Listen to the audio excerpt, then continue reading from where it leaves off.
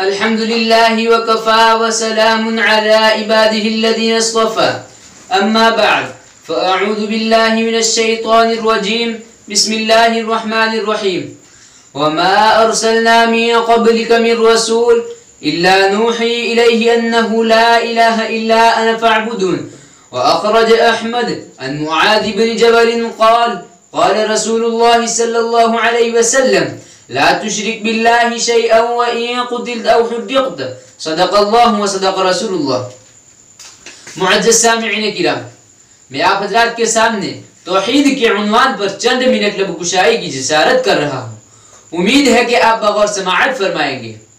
अल्लाह ताला की आखिरी किताब उस पर गवाह है कि अल्लाह ताला ने कुरान करीम में सबसे ज्यादा अपनी तौहीद का जिक्र फरमाया।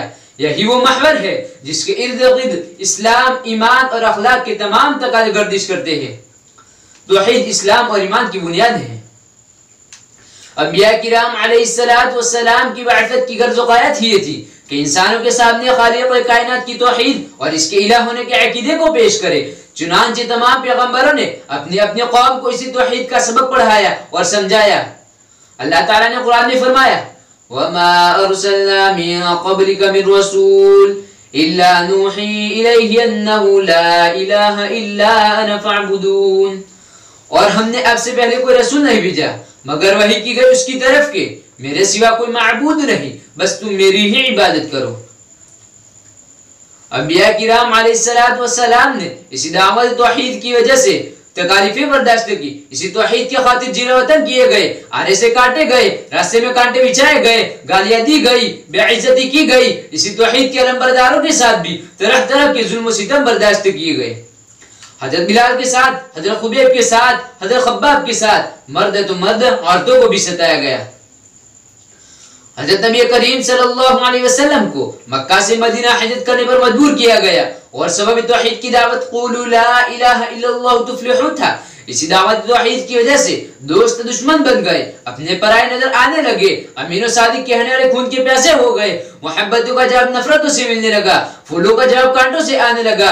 ये है तौहीद जिसके खातिर तौहीद के अलमबरदारों ने भी तरह तरह की जुल्म सितम बर्दाश्त किए गए।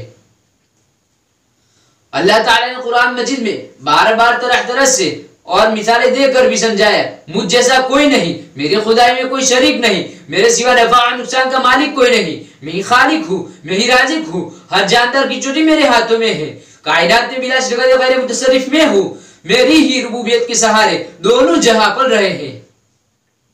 मैं ही हय्यु क़य्यूम ला यमूतु हूँ, पानी में बरसाता हूँ, खेतियां में उगाता हूँ, हवाइयां में चलाता हूँ, घर से तमाम कायनात में मेरी और सिर्फ मेरी हुकूमत और खुदाई है। ये है तौहीद जिसके लिए हज़रत नबी करीम सल्लल्लाहु अलैहि वसल्लम ने फरमाया, ला तुशरिक बिल्लाहि शैअ व इन क़ुतिल्त औ हुर्रिक़्त। अल्लाह ताला के साथ तू किसी चीज को शरीक न करना, अगरचे तू कत्ल कर दिया जाए या जला दिया जाए। अज़ीज़ान बज़्म, एक तरफ तौहीद की अहमियत कुरान बताता है कि वो ईमान का जोहर, इस्लाम की रूह और अखलाक की जान है, तो दूसरी तरफ तौहीद की ज़िद शिर्क की मज़म्मत भी खूब की है।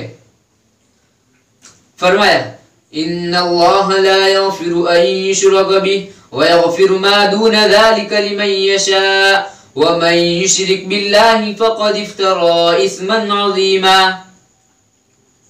अल्लाह ताला शिर्क के अलावा सब गुनाह माफ फरमाते हैं, शिर्क को कभी माफ नहीं फरमाएंगे, और जिसने शिर्क किया उसने बहुत बड़ा झूठ गढ़ा और सख्त गुनाह की बात है।